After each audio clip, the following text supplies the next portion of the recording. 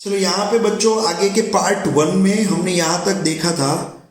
आगे के पार्ट 1 में scalar product of two vectors और vector product of two vectors में ये मैंने a dot B equals to B dot A, फिर a cross B is not equals to B cross A, ये मैंने प्रॉपर्टी पढ़ाई थी। दो प्रॉपर्टी मैंने पढ़ाई थी आपको। एक तो आगे मैंने पढ़ाया था आपको कि ये a डॉट बी क्या है और a क्रॉस बी क्या है, उसका पूरा इंट्रोडक्शन मैंने आगे के लेक्चर में दिया था।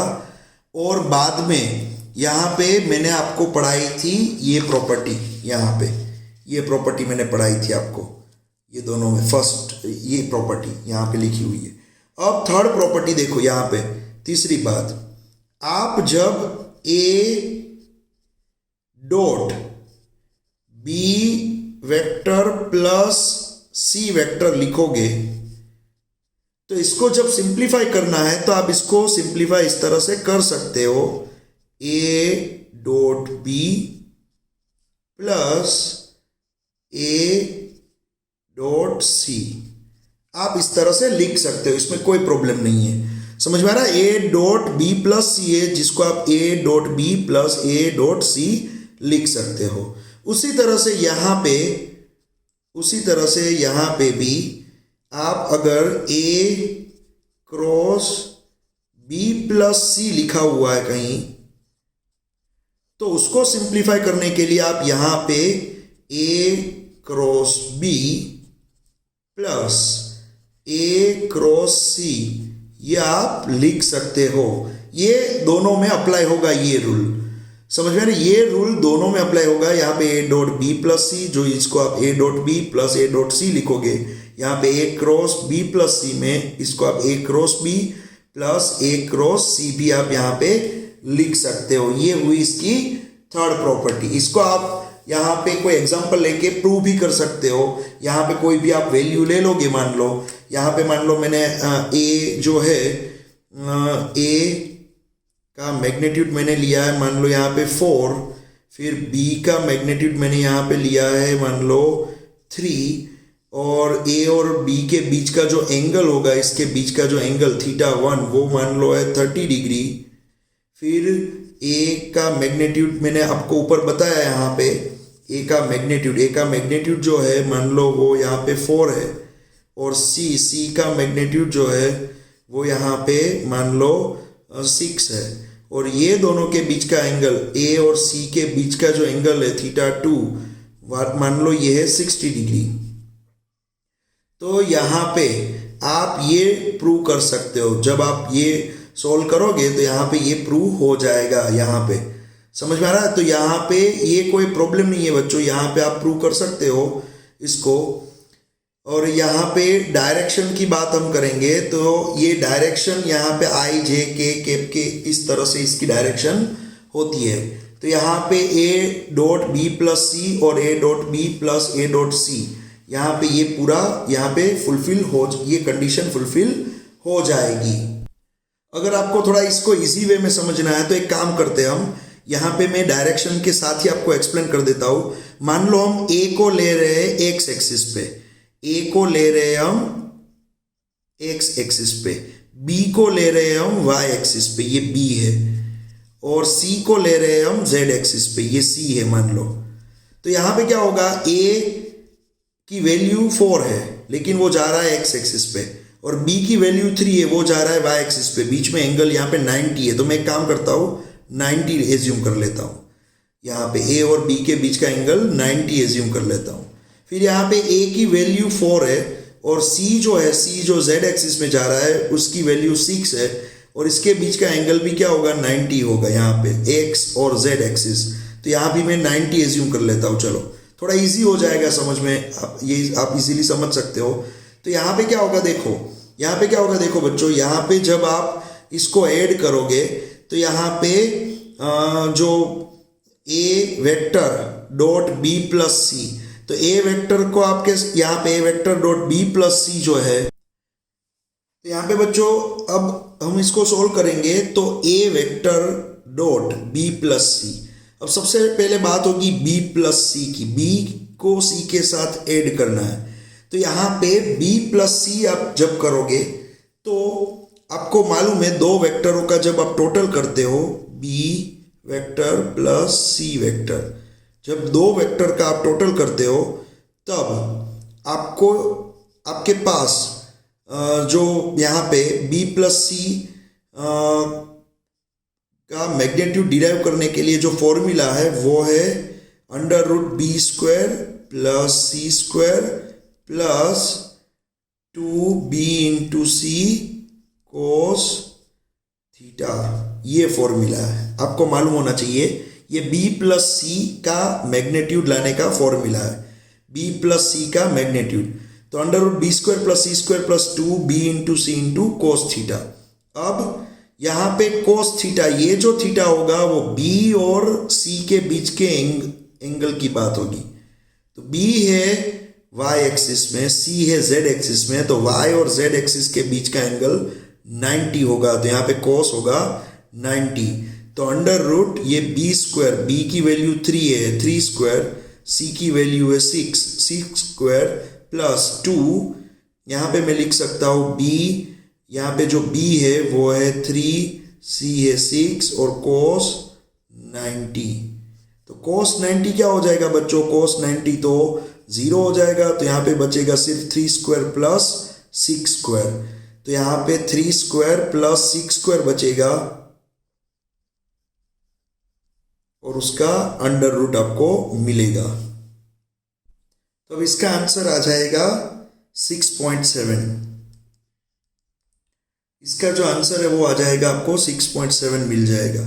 लेकिन ये जो b प्लस सी जो है, जो आपको आंसर मिला b प्लस सी, यहाँ पे जो आप देख रहे हो b प्लस सी, ये आंसर की डायरेक्शन तो ये b और c से जो ये प्लेन बन रहा है, यहाँ पे जो ये पूरा प्लेन बनेगा इस तरह से, ये प्लेन आप देख रहे हो, ये दीवार, ये वॉल, b और c की ये जो वॉल बनेगी वो दीवार में ही इसकी डायरेक्शन होगी।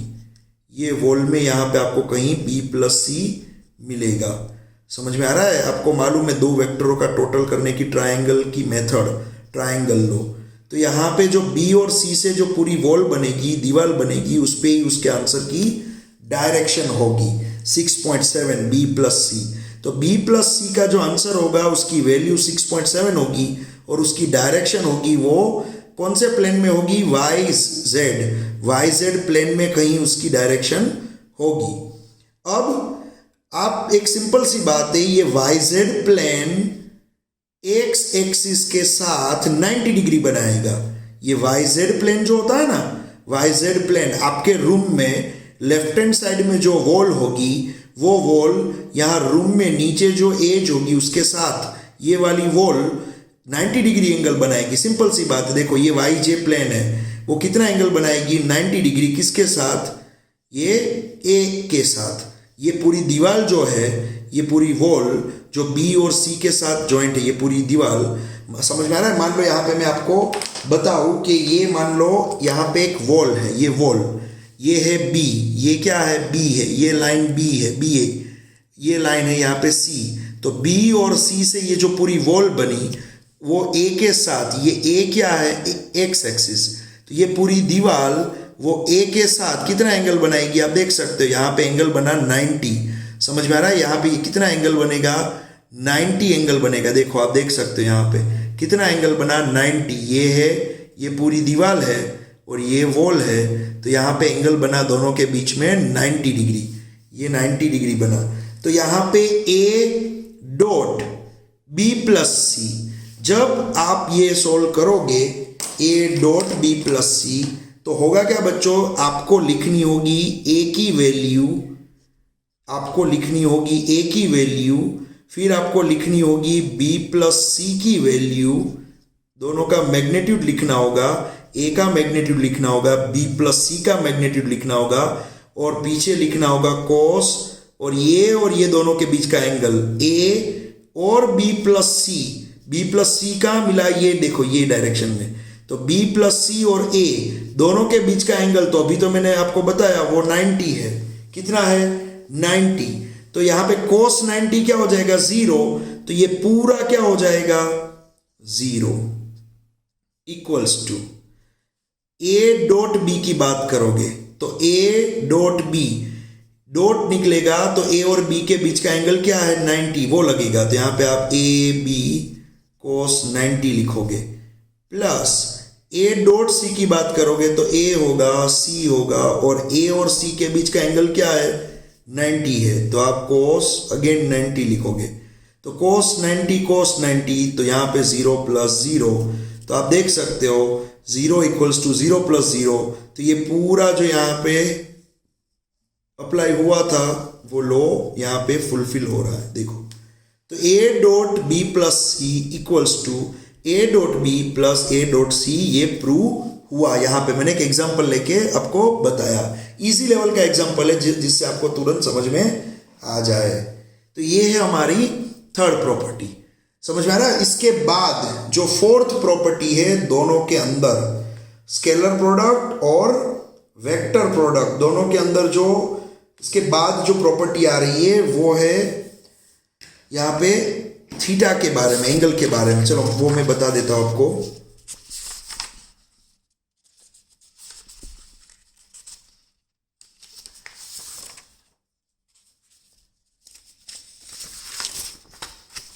चलो इसके बाद में जो प्रॉपर्टी आएगी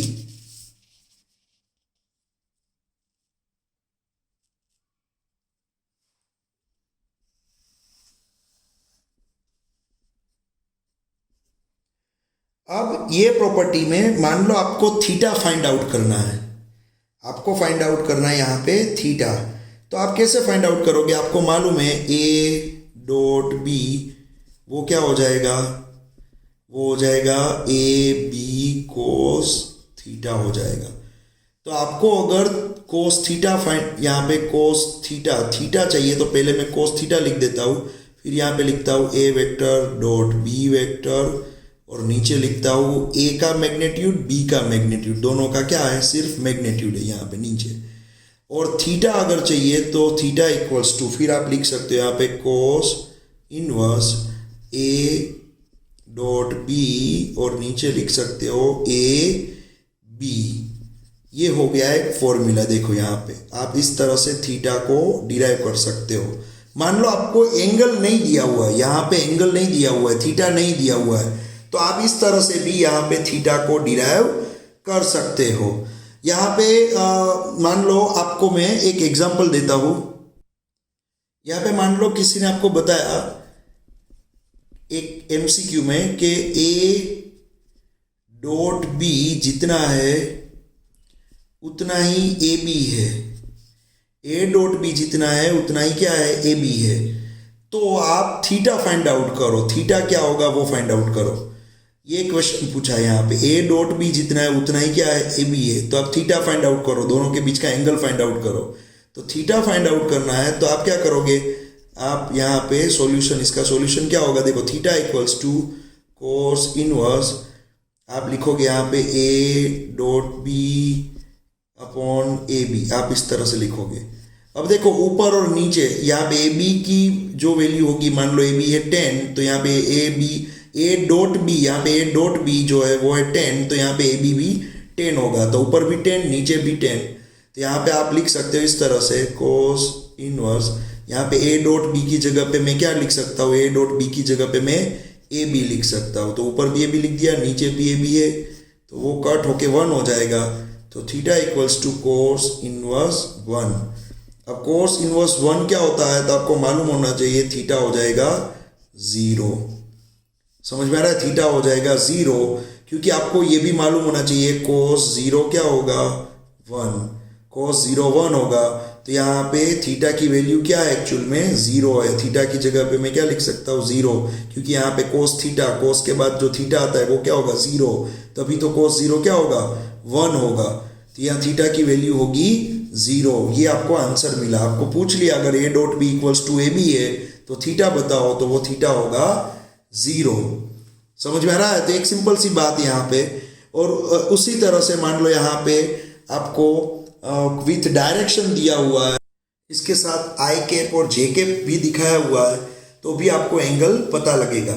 यहाँ पे दूसरी एक बात बच्चों याद रखना, अगर ए वेक्टर दिया हुआ है आपको यहाँ पे एक एग्जांपल लेके आपको बताता हूँ ये प्रॉपर्टी। ए वेक्टर दिया हुआ है, मान लो 5i cap plus 6j cap plus 2k cap, और बी वेक्टर आपको दिया हुआ है 3i cap plus 2j cap plus k cap. k cap का मीनिंग होता है आगे कुछ नहीं है तो 1। और आपको किसी ने पूछा कि मुझे a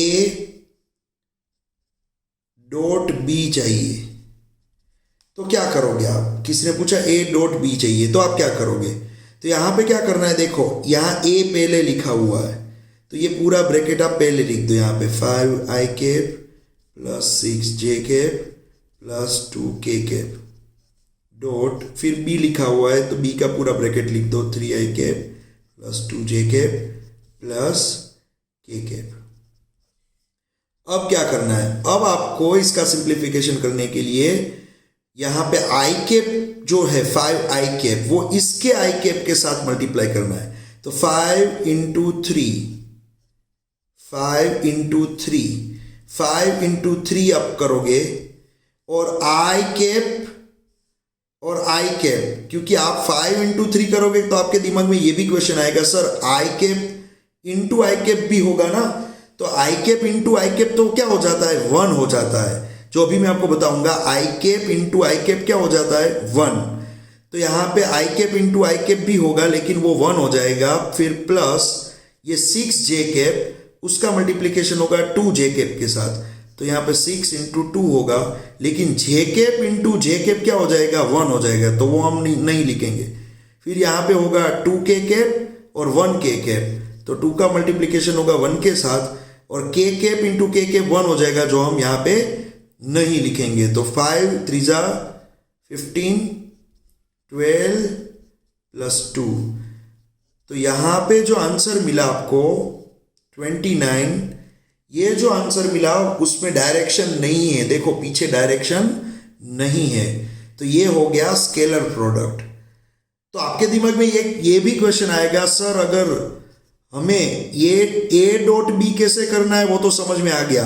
i कैप को i कैप के साथ मल्टीप्लाई किया, j कैप को j कैप के साथ मल्टीप्लाई किया, k कैप को k कैप के साथ मल्टीप्लाई किया और सिंप्लीफिकेशन किया, आंसर आ गया।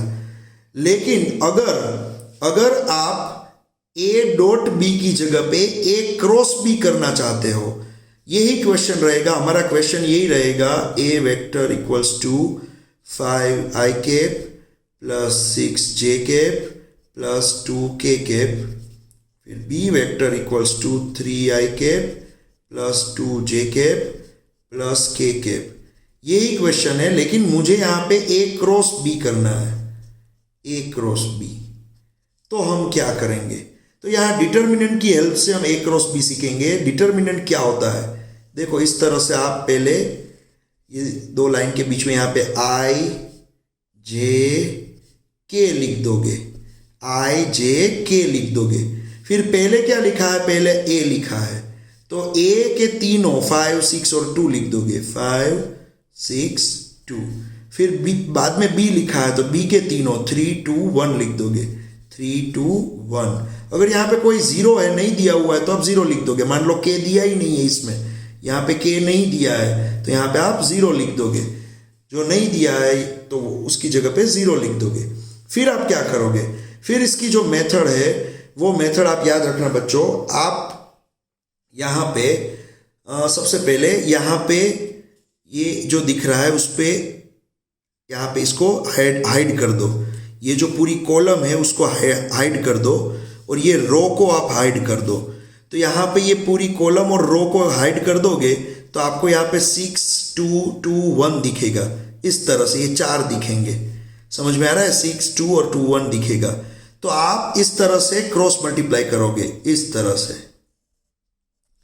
पहले ये दोनों का मल्टीप्लिकेशन माइनस करके ये दोनों का मल्टीप्लिकेशन। तो यहाँ से निकलोगे, फिर यहाँ जाओगे, ये दोनों का मल्टीप्लिकेशन। तो देखो इस तरह से होगा, ये पूरा ब्रैकेट, उसमें स्मॉल ब्रैकेट, फिर 6 इंटू 1, ये 4 दिख रहे हैं ना आपको, 4 दिख रहे थे, तो 6 इंटू 1 करोगे, 6 इंटू 1 करोगे। फिर क्या करोगे, माइनस करोगे। फिर यहाँ पे जो दिख रहा है यहाँ पे वो और यहाँ इसका, ये दोनों का मल्टीप्लिकेशन करोगे तो 2 और 2 करोगे तो 6 इंटू 1 हो गया, माइनस किया, फिर 2 इंटू 2 किया, और ये जो ब्रैकेट है इसके बाहर आप लिखोगे आई कैप। क्या लिखोगे, आई कैप लिखोगे। ये ब्रैकेट के बाहर आप लिखोगे आई कैप। उसके बाद यहाँ पे आप साइन दोगे माइनस की साइन दोगे। फिर आप हाइड करोगे ये बीच वाली कॉलम को हाइड कर दो और ऊपर वाली कॉलम को हाइड कर दो। तो बीच वाली कॉलम और ऊपर वाली कॉलम हाइड हो जाएगी। तो यहाँ पे आपको मिलेगा, क्या मिलेगा, यहाँ 5 3 देखने को मिलेगा, ये 5 3 देखने को मिलेगा, और यहाँ पे देखने को मिलेगा 2 1, यहाँ पे 5 3 और यहाँ पे 2 1। फिर इसी तरह से क्रॉस मल्टीप्लिकेशन करना है। तो देखो बच्चों, यहाँ पे 5 इंटू 1, यहाँ पे 5 इंटू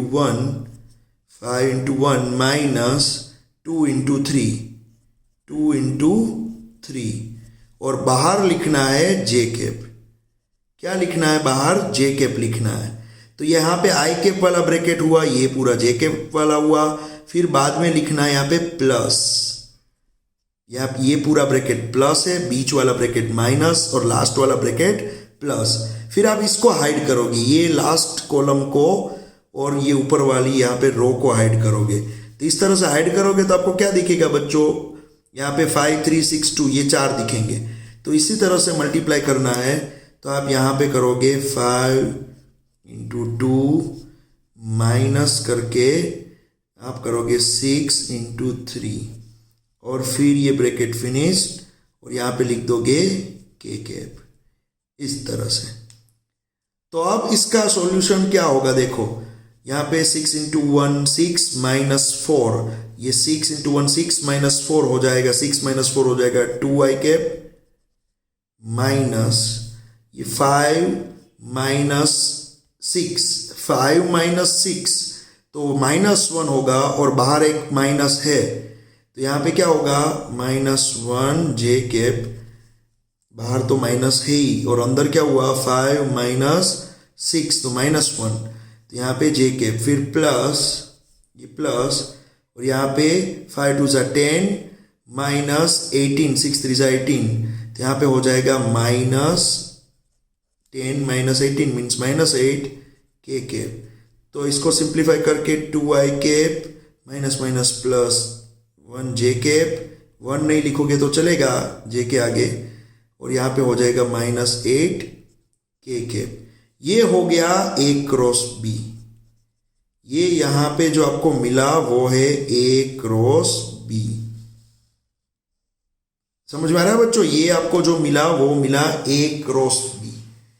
ध्यान रखना बच्चों, आपको कोई पूछे कि A क्रॉस B कैसे मिलेगा तो उसकी ये मेथड है। देखो ये पूरी मेथड, यही जो मैंने यहाँ पे एक्सप्लेन किया, 2-3 बार आप रिपीट करके देखो, एक ही क्वेश्चन आप रिपीट करके देखोगे, यही चीज को बार बार देखो तो आपको ये पूरी मेथड समझ में आ जाएगी। A क्रॉस B कैसे मिलता है, और यहाँ पे जो आगे डिराइव किया वो है A dot B। A dot B कैसे मिलता है वो भी देख लो, A डॉट B कैसे मिलता है, समझ में आ रहा है। A डॉट B जैसे मिला, और यहाँ पे आपको मिला A cross B। A dot B में जो लास्ट में आंसर आया उसमें कहीं भी आई जे के नहीं है, और यहाँ पे लास्ट में जो आंसर आया उसमें आई जे के है। देखो समझ में आ रहा है। तो यहाँ पे A डॉट B, अगर क्वेश्चन इस तरह का दिया हुआ है, आपको एग्जाम में क्वेश्चन इस तरह का दिया हुआ है, तो आप A डॉट B इस तरह से डिराइव करोगे।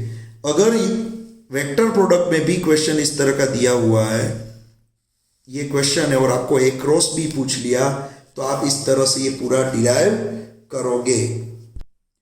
उसी तरह से अगर आपको यहाँ पे A डॉट B मिल गया, यहाँ पे आपको आंसर A डॉट B 29 मिल गया, देखो ये A डॉट B मिल गया।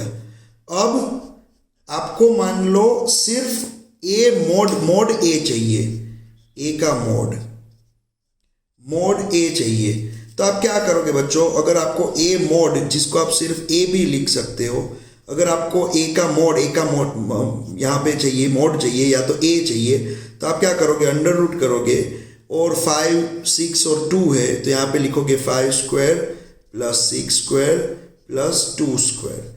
तो यहाँ पे आप इसको सिंप्लीफाई करोगे, आपको ए का मोड मिल जाएगा और बी का मोड चाहिए, मीन्स आपको सिर्फ बी चाहिए। तो उसी तरह से आप बी के अंदर जो 3 है 3, 2 और 1 उसका स्क्वायर करोगे, 3 square plus 2 square plus 1 square. इसको सिंप्लीफाई करोगे तो आपको ए और बी मिल जाएंगे। तो यहाँ पे आपको ए की वैल्यू और बी की वैल्यू मिल गई।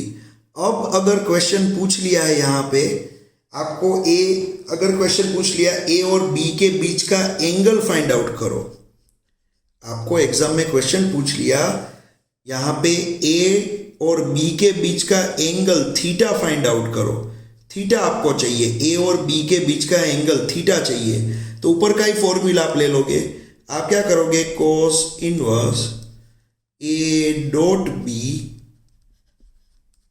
Divide by a into B.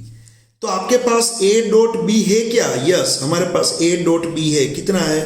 29 है। फिर सिर्फ ए है, ए का मैग्नीट्यूड है 8.06, बी है, बी का मैग्नीट्यूड वो भी है 3.14।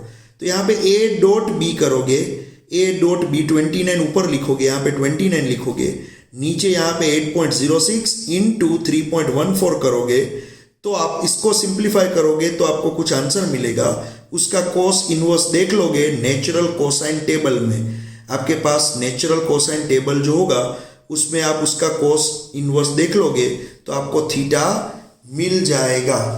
समझ में आ रहा है बच्चों? तो थीटा मिल जाएगा। तो यहाँ पे जो थीटा मिलेगा वो ए और बी के बीच का एंगल होगा और यहाँ भी वही आंसर मिलेगा। अगर आपको पूछ लिया है, यहाँ पे पूछ लिया है कि ए और बी के बीच का एंगल ढूंढो, यहाँ पे ए एंड बी के बीच का एंगल ढूंढो, तो ए और बी यहाँ पे जो दिया है वही यहाँ पे ए और बी है, देखो। तो यहाँ पे दोनों के बीच का एंगल ढूंढने की ये जो मेथड है theta equals to cos inverse a dot b divide by b, तो ये मेथड से ही आप दोनों साइड यहाँ पे मीन्स दोनों के बीच का एंगल ढूंढ सकते हो, ए और बी के बीच का एंगल ढूंढ सकते हो। यहाँ पे समझ में आ रहा है? आप ट्राई करके देखो, आपको मिल जाएगा। यहाँ पे ए इस तरह से दिया हुआ है, देखो एक मान लो क्वेश्चन दिया हुआ है आपको एग्जाम में, आपको ए दिया हुआ है इस तरह से, बी दिया हुआ है इस तरह से, और आपको पूछा है दोनों के बीच का एंगल थीटा ढूंढो, तो थीटा का यही फॉर्मूला लिखना है और बाद में आपको ए डॉट भी ढूंढना है इस तरह से। फिर आपको ए की वैल्यू लिखनी है सिर्फ और बी की वैल्यू लिखनी है सिर्फ, इसको सिंप्लीफाई करना है और सिंप्लीफाई करने के बाद इसका आंसर मान लो आपको जो भी मिलेगा वो आंसर का आप नेचुरल कोसाइन टेबल में देखोगे। तो आपको जैसे आप नेचुरल टेंजेंट टेबल देखते थे, नेचुरल साइन टेबल देखते थे, उसी तरह से ही नेचुरल कोसाइन टेबल देखना है और आपको तुरंत थीटा मिल जाएगा। समझ में आ रहा है? आपको अगर नेचुरल कोस कैसे देखा जाता है नहीं पता है तो मैंने आपको पहले नेचुरल टेन देखने का तरीका सिखाया था, वो लेक्चर आप पूरा देख लो, जिसमें मैंने टेन इनवर्स कैसे ढूंढना है वो सिखाया था। वही मेथड से कोस इनवर्स, साइन इनवर्स भी ढूंढ सकते हैं हम। समझ में आ रहा है? तो थीटा ढूंढने का तरीका भी आपको मिल जाएगा। तो ये हुई प्रॉपर्टी, यहाँ पे दूसरी दो प्रॉपर्टी मैंने आपको यहाँ पे पढ़ाई। अब बाकी की रिमेनिंग प्रॉपर्टी है, मैं इसके बाद में जो लेक्चर भेज रहा हूँ उसमें आप देखोगे। इसके बाद के लेक्चर में मैं आपको जो रिमेनिंग है वो सिखाने जा रहा हूँ।